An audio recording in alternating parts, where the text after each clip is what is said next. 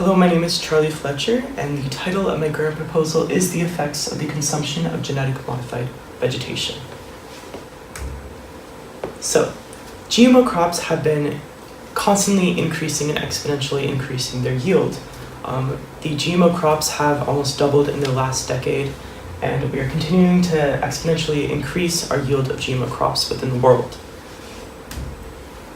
In the United States, 90% of the GMOs that we produce are banned in over 30 countries, and we have no GMO regulations on biosafety or GMOs in general.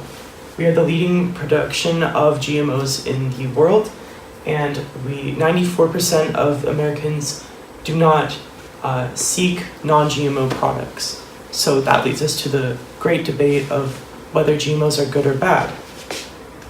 No one really knows the answer because there's not enough evidence to support either side. Some people say that GMOs are bad for your health, whereas some people say that they're perfectly fine.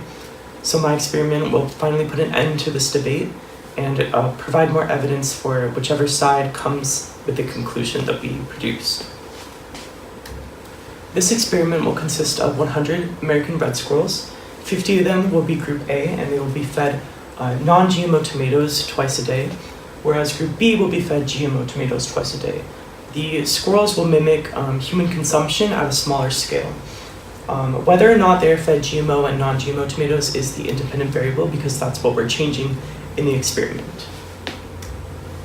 For the dependent variable, we are testing the overall health of the squirrels. So that includes heart rate, body temperature, blood pressure, body mass, and the overall lifespan of the squirrels.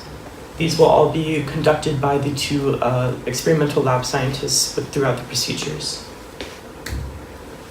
So when recording heart rate, body mass, and blood pressure, we will have the subject number within the separate cages, which is the number of the squirrels, and then the heart rate, body mass, blood pressure will all be measured 2 hours after they're fed their tomatoes.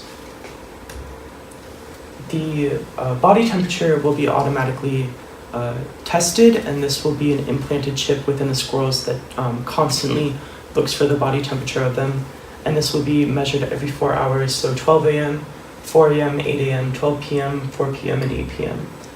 For the squirrel deaths, these will be documented throughout the experiment by the lab scientists, so they will record the date of death for each of the squirrels, the approximate time of death, and then any autopsy notes and investigation notes over the actual cause of their death.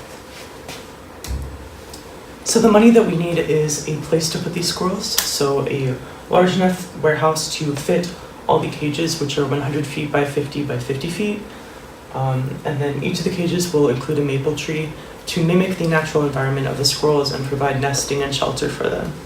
We also need to hire 2 experimental lab scientists to conduct everything, and they can stay there 24 hours a day, 7 days a week, to continue to measure the tests of the squirrels and record everything. The feed and water will also be a factor in needing money for. We need an abundance of water and natural feed for the squirrels so they can have the nutrients they need and the materials they need to live, besides the actual tomatoes themselves.